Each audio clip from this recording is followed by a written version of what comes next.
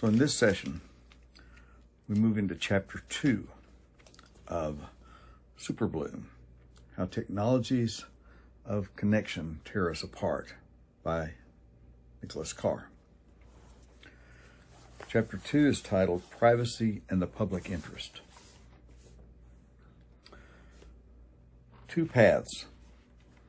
Around 2 o'clock in the afternoon on October 30th, 1973, a disc jockey at the New York City radio station WBAI played a track called Filthy Words from George Carlin's latest album, Occupation Fool, F-O-O-L-E. I was thinking one night about the words you couldn't say on the public airwaves, the comedian began. He then rattled off 7 choice examples, starting with shit, winding through fuck and cunt, and ending with tits, and proceeded to riff on their origin, usage, and relative offensiveness for the next 10 minutes. A Long Island man named John Douglas heard the program in his car as he was driving home from a college scouting trip to Connecticut with his teenage son. Douglas was president of CBS's publishing and education arm. He was also a top-ranking member of Morality in Media, a prominent anti-obscenity advocacy group. He fired off a complaint to the Federal Communications Commission. Quote, "Whereas I can perhaps understand an X-rated phonograph records being sold for private use, I certainly cannot understand the broadcast of same over the air that supposedly you control," he wrote. "Can you say this is a responsible radio station that demonstrates responsibility to the public for its license?" End quote. After a year-long investigation, the FCC came down on Douglas's side. It ruled that the station had violated a long-standing federal law prohibiting the broadcast of, quote, obscene, indecent, or profane language. The kind of obnoxious gutter language that Carlin used, the commissioners wrote, has the effect of debasing and brutalizing human beings by reducing them to their mere bodily functions. They emphasized that when it comes to the regulation of speech, broadcasters require special treatment because they operate in the public interest. WBAI's parent company, the nonprofit progressive radio network Pacifica Foundation, appealed the ruling, claiming Carlin's monologue was political satire protected by the First Amendment. In 1977, a federal appeals court issued a split decision agreeing with Pacifica and reversing the FCC action. While granting that the Commission had the authority to regulate radio and TV programming, the appeals court argued that the Commissioner's ruling in the Carlin matter went too far. It entered, quote, into the forbidden realm of censorship and could inhibit the free and robust exchange of ideas on a wide range of issues, end quote. The FCC took the case to the Supreme Court. In a 5-4 decision issued in July of 1978, nearly 5 years after the offending program aired, the court sided with the Commission. Writing for the majority, Justice John Paul Stevens observed that while each medium of expression presents special First Amendment problems, broadcasting's uniquely pervasive presence in the lives of all Americans, a presence, he stressed, that extends beyond the public square and into the rooms of private homes, circumscribes its free speech protections. An electronic broadcast reaching many persons is different from an electronic call between two persons, Stevens argued, and the two forms of communication deserve to be treated differently under the law. While the government can't police private conversations, it can impose constraints on the content of broadcasts to protect the public good. Today, mired as we are in partisan, bitter, and seemingly fruitless debates over the roles and responsibilities of social media companies, the controversy surrounding Carlin's naughty comedy bit feels distant and even quaint. But its very alienness is what makes it so illuminating as a backlight on our own situation. Just 50 years ago, the country was able, however haltingly, however imperfectly, to debate and resolve contentious issues arising from the transmission of information through new communication systems. Individual citizens had a voice, as did corporations. Legislators could pass laws, regulators could make rules, render judgments, and impose penalties, and the judiciary could hash out disputes in a deliberate, open way, drawing on statute, precedent, and common sense. Even when that hottest of hot buttons, the First Amendment, was involved, it was possible to make reasonable compromises between individual rights and the public interest. Not everyone agreed with the rulings and decisions. Some disagreed vehemently, but the differences of opinion did not paralyze the body politic. Why were things so different then? The answer is complicated, but it begins in the distinctions drawn by Douglas in his complaint and Stevens in his opinion. Both men point to how different communication technologies serve different purposes, even when they're transmitting the same information. Playing an X-rated recording on a phonograph at home, Douglas allows, is different from broadcasting it over the airwaves. An individual has to make a deliberate choice to buy a record. It costs money, after all. And another deliberate choice to place it on a turntable and drop the needle on a track. When a radio station airs the same track, it sends the signal indiscriminately to any receiver in range. While people have to tune their radios to a particular frequency to listen to the station, they have no control over what gets played when. Their ears are at the mercy of the station's programmers. Such power should not be taken on, Douglas argues, without some sense of civic-mindedness. Stevens draws a different but related contrast between a public broadcast and a phone call. Saying something to an acquaintance on a call, he suggests, is fundamentally different from saying the same thing on the air. A private conversation remains a private conversation even when conducted over a vast, commercially run telecommunications system. People can say whatever they want in whatever words they choose. But a broadcast, thanks to the breadth of its reach and pervasiveness of its influence, is always a public matter. It's neither unreasonable nor unconstitutional, he says, for the public to expect a radio station to use discretion in its programming. If the station wants to air a comic rhapsody of dirty words, it can at least wait until nighttime when the kids are in bed. Stevens's distinction between interpersonal or one-to-one communication and mass or one-to-many communication was not new. He was reiterating a venerable legal and ethical principle that throughout the 20th century served as the cornerstone of media governance and shaped the structure and operations of the communication industry. The principle reflected and was reinforced by a sharp divide in media technology itself. Conversations went through one set of networks. Broadcasts went through a different set. The divide was manifest in every home. If you wanted to chat with someone, you'd pick up the telephone. If you wanted to view or listen to a show, you'd switch on the TV or radio. A conversation was one thing, a broadcast was another. Private words. It wasn't long after the invention of writing that people started sending letters to each other, and it wasn't long after that they began worrying about the confidentiality of those letters. The Roman statesman Cicero, an avid letter writer, fretted constantly about the security of his correspondence. In a typical note sent to his brother Quintus, he wrote, "How cautious I want you to be in what you write. You may infer from the fact that in writing to you I don't mention even overt political disorders for fear of the letters getting intercepted and giving offense in any quarter." To his friend Atticus he cautioned, "I won't write to you what I am going to do, only what I have actually done. Every spy in the country seems to have an ear cocked to catch what I say." The common way to secure letters in the ancient world was to seal them shut, usually with a blob of clay or bitumen. As far back as 500 BC, officials of the Persian Empire would write messages on animal skins, carefully fold the skins, tie them with string, then seal the knots with clay before entrusting them to couriers. In medieval times, beeswax became the sealing agent of choice. Because bees were thought to be favored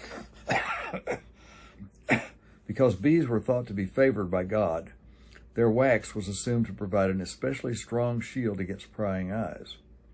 Politically sensitive letters, such as those sent by monarchs, ministers, or clerics, were often further secured through elaborate folding, cutting, tying, and stitching techniques, a practice known as letter locking. Later in the Middle Ages, letter writers started slipping their messages into handmade envelopes, providing an extra protective barrier. None of the safeguards worked all that well. Seals were broken, envelopes torn open, letters pilfered, but the continuing dogged efforts to keep correspondence secure nonetheless made clear that people shared a common, deeply held belief. Personal conversations are private. Whether whispered or written, messages exchanged by individuals deserve to be protected from others' eyes and ears. When national postal systems began to be set up in Europe in the 16th century, the belief became a tenet of common law, known as the secrecy of correspondence doctrine. Shortly after Charles II established Britain's post office in 1660, he issued a proclamation stating that, quote, no postmaster or other person, except under the immediate warrant of our principal Secretary of State, shall presume to open letters or packets not directed unto themselves, end quote. Using similar language, Parliament put the royal decree into the statutes with the Post Office Act of 1710. Many other countries also enshrined the secrecy of correspondence doctrine in their laws or constitutions. For early Americans, the doctrine had special importance. In the years leading up to the War of Independence, British agents routinely intercepted and read letters sent between the colonies and England. Britain's prohibition on opening other people's correspondence never applied to the Crown, which for decades ran an espionage unit in the post office dedicated to rifling the mail. In a sense, the colonists responded by establishing their own constitutional post, with a strict requirement that mail be carried under lock and key. Benjamin Franklin, appointed America's first Postmaster General in 1775, was adamant that postal agents respect the sanctity of the letters entrusted to their care. He required all agents to swear an oath never to open any letter passing through their hands. At the moment of the country's birth, the secrecy of correspondence became a democratic ideal. As the legal scholar Anuj Desai writes, the principle of confidentiality of the mail in the American postal network dates back to and is intimately intertwined with the revolutionary goals of those who sought independence. Although the privacy of correspondence wasn't explicitly mentioned in the Constitution, probably because it was already written into post office regulations, it did receive a constitutional imprimatur in 1878 when the Supreme Court, as part of its landmark ruling in the Ex parte Jackson case, extended Fourth Amendment protections to letters. Quote, the constitutional guarantee of the right of the people to be secure in their papers against unreasonable searches and seizures extends to their papers thus closed against inspection wherever they may be, the court declared. The justices were careful to distinguish the legal standing of private letters, intended to be kept free from inspection, from that of widely circulated documents like newspapers and magazines, purposely left in a condition to be examined. 100 years before the Carlin case, the distinction between personal communication and mass communication had been written into constitutional law. The postal system remained the chief technology for long-distance personal communication until the telegraph's arrival. The new system differed from the mail in obvious ways. Telegrams couldn't be kept closed against inspection in sealed envelopes, for one thing. They had to be read by the operators who translated them into and out of Morse code. And unlike the government-run post office, the telegraph was in private hands, largely those of Western Union, almost from the start. Because of such differences, the question whether telegrams should be granted the same privacy protections as letters remained a subject of debate for decades. Congress, worried about constraining its investigative powers, was wary of shielding telegrams from its subpoenas, and the courts, loath to set broad new precedents, struggled with how to fit the new system into established law. As is often the case, the speed of technological advance outpaced government's ability to respond. Despite the legislative and judicial wrangling, the public never had any doubt that messages sent over wires should be as secure as letters carried in pouches. As the telegraph network was built out during the second half of the 19th century, most states passed laws making it a crime for telegraph operators to disclose the contents of messages. The operators themselves took pride in what they saw as a professional and moral duty to maintain the confidentiality of transmissions. One telegrapher wrote in 1860 of the, quote, high sense of honor which every operator feels upon this point. Keeping telegrams secret, suggests the technology historian Thomas Jepson, came to be seen as a new form of privilege, such as already existed under common law, similar to the privilege that protected the privacy of communication between a client and his lawyer or between a physician and his patient. The telegraph companies, knowing that breaches of trust would lead to losses of business, took pains to assure customers that dispatches would remain inviolate. All messages whatsoever, Western Union's corporate rulebook stated, are strictly private and confidential and must be thus treated by employees. The company's managers and operators routinely refused to hand subpoenaed telegrams over to the government, even when under the threat of arrest. The company's record was far from perfect. Where there's information, there's intelligence, and where there's intelligence, there's snooping. During a congressional dispute in the impeachment trial of President Andrew Johnson in 1868, the manager of Western Union's D.C. office gave the House impeachment manager copies of several telegrams sent by senators who voted for acquittal. And during the contentious 1876 presidential election, the company leaked sensitive dispatches to the campaign of its preferred candidate, the pro-business Republican Rutherford B. Hayes. Hayes might never have been president but for the fact that Western Union provided secret access to the telegrams sent by his rivals, writes Columbia law professor Tim Wu. To the press and the public, such abuses, when they came to light, underscored the need for legislators and judges to act to protect telegraphic communication. One of the first legal scholars to make the case that messages sent over wires deserved the same Fourth Amendment shield as those sent through the post was none other than Charles Horton Cooley's father, Thomas McIntyre Cooley. The importance of public confidence in the inviolability of correspondence through the post office cannot well be overrated, the elder Cooley wrote in a treatise on constitutional law published in 1868, when he was serving as Chief Justice of the Michigan Supreme Court. The same may be said of private correspondence by telegraph, he continued. Violating the confidentiality of a person's telegram, he wrote, would be equivalent to an unlawful and unjustifiable seizure of his papers, such an unreasonable seizure as is directly condemned by the Constitution, end quote.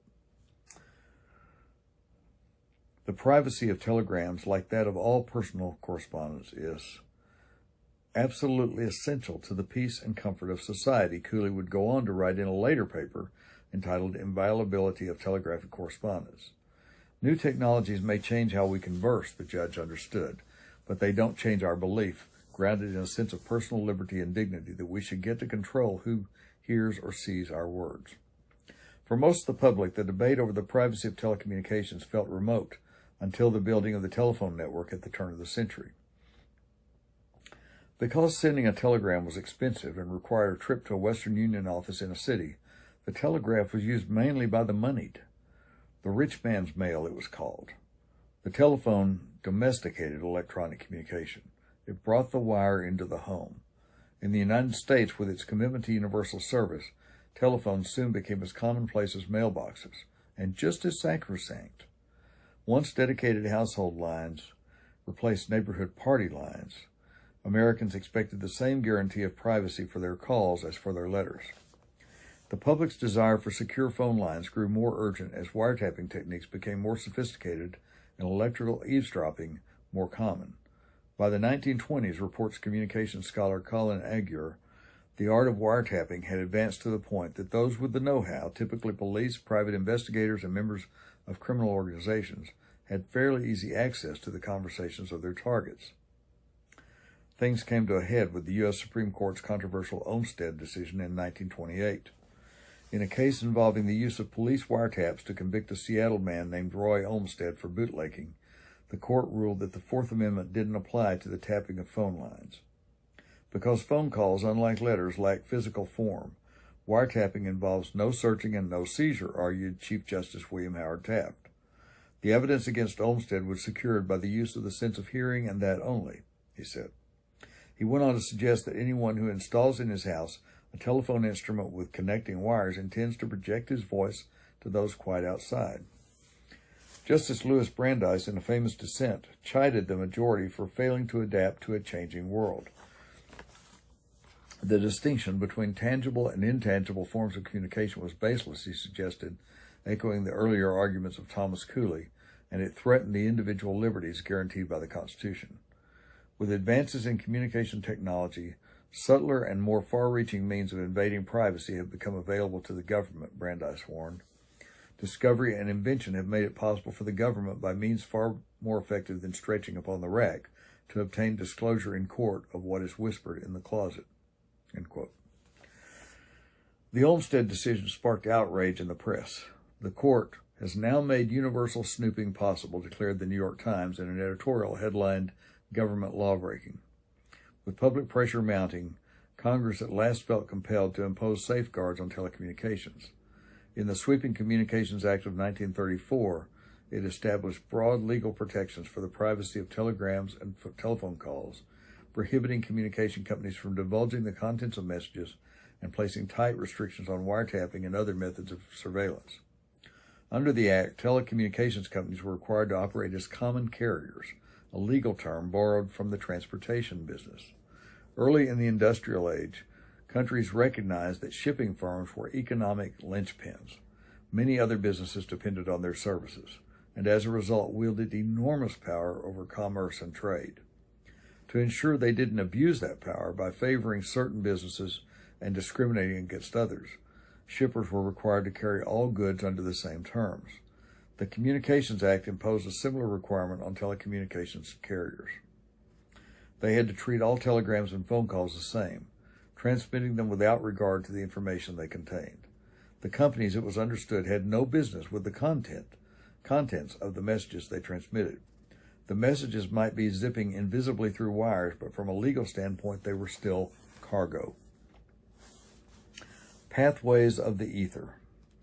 The mass media age began quietly on Christmas Eve in 1906, when a Canadian-born inventor named Reginald Fessenden aired a program of religious music and Bible readings from a makeshift radio studio he'd built on the Massachusetts coast a few miles north of Plymouth. When Marconi had invented radio 11 years earlier, he saw it as an extension of the telegraph. It would be used to send Morse messages to places wires couldn't reach, like ships at sea or offshore lighthouses. He failed to grasp that radio's larger value might lie in the transmission of voices and music. Fessenden, who had for years been obsessed with adapting Marconi's technology to the transmission of speech, saw the future more clearly. He became the first to use the wireless to broadcast what we would now call a show. No one seems to have actually heard Fessenden's show, other than a few bemused sailors on the Atlantic, but it was momentous nonetheless. When the telegraph arrived, it may have been a new business in the world, as Thomas Cooley called it, but it had an important precedent in the rail system. Had an important precedent in the mail system. The same was true of the telephone. Radio broadcasting had no such precedent. Though newspapers and magazines often circulated widely, there was always a delay between their printing and their reading, and they reached only those who bought them. With radio, for the first time, a large dispersed audience, anyone within range of the signal, could receive the same information at the same time and without delay from a single source. As would be the case with the internet nearly a century later, the exotic new medium remained in the hands of tinkerers and hobbyists during its early years. Radio sets were easy and cheap to make. Instructions could be found in the Boy Scout manual, and because they were transceivers, they were able to transmit signals as well as receive them. Anyone with a radio could act as a broadcaster, beaming messages to other radio owners tuned to the same frequency. Every evening during the early decades of the century, the airwaves buzzed with the transmissions of tens of thousands of amateur operators. The openness of the network felt liberating. The operators' ability to project their voice, or at least their code, across hundreds of miles gave them a feeling of freedom and independence. It inspired a sense of personal agency at a time when industrialization and urbanization were imposing conformity and regimentation. The amateurs, writes historian Hugh Slotin, tended to view the spectrum as a new, wide-open frontier akin to the American West, where men could pursue individual interests free from repressive authoritarian and hierarchical institutions. The amateur operators, adolescent boys, many of them, played a crucial role in the development of radio. They didn't just adopt the new technology, explains media scholar Susan Douglas. They built it, experimented with it, modified it, and sought to extend its range and performance. They made radio their own means of expression. Most of the radio bugs used their sets responsibly, but some, in another foreshadowing of the net, were bent on mischief and mayhem. Shielded by the medium's anonymity, they would transmit rumors and lies, slurs and slanders. The U.S. Navy, which relied on radio to manage its fleet, was a prime target. Officers complained bitterly, Slotin reports, about amateurs sending out fake distress calls or posing as naval commanders and sending ships on fraudulent missions. Particularly irksome to the brass was the fact that the amateurs' homemade radios were often more sophisticated than the military's expensive kits. The nuisance became a crisis in the early morning hours of April 15, 1912, when the Titanic sank after its fateful collision with an iceberg off the coast of Newfoundland. The ship's radio operator was able to issue a distress call quickly, highlighting the value of the new technology in emergencies. But efforts to rescue the passengers were hindered by an ensuing barrage of amateur radio messages. The chatter clogged the airwaves, making it hard for official transmissions to get through.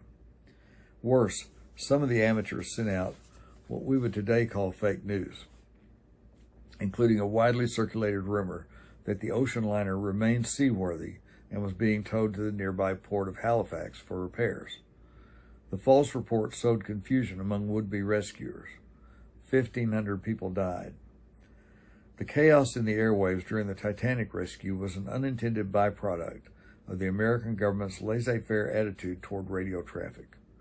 Although European countries had begun restricting wireless transmissions as early as 1903, radio had been left unregulated in the United States. There were few controls over who could broadcast, which frequencies they could use, or what information they could transmit. Politicians and journalists, dazzled by the magical new technology, feared that bureaucratic meddling would stifle progress. Government intervention would hamper the development of a great modern enterprise, the New York Times opined in an editorial published 3 weeks before the Titanic's sinking. The pathways of the ether should not be involved in red tape.